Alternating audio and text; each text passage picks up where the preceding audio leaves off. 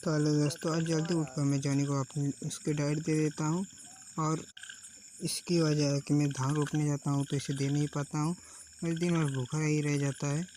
But मैं चाचा चाची भी डाल देते हैं खाना भी। फिर मैं खेत की तरफ आता हूँ तो लेकर आता हूँ कपड़े जो कि ट्रैक्टर वाले को देना था, मेरी दुकान से आया था। और बहुत सारे लोग कमेंट में पूछ रहे थे कि आपकी दुकान कहाँ है भैया। तो मैं बता दूँ, पतरही बाज़ार RK स्पोर्ट के नाम से है, पुलिस चौकी के सामने। आज का खेत मेरा इस भट्टी वाले के पास में एक खेत है जो उसे रोपना था।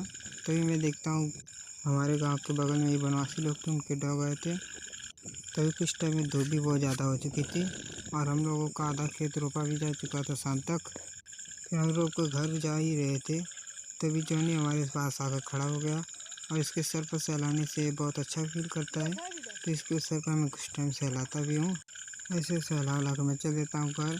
और रात के टाइम मुझे जॉनी लेकर बाहर बुलाता है और फिर मैं जाता हूँ तो देखता हूँ घर के पास हमारे बाबा की दो आँखें चमक रही थी।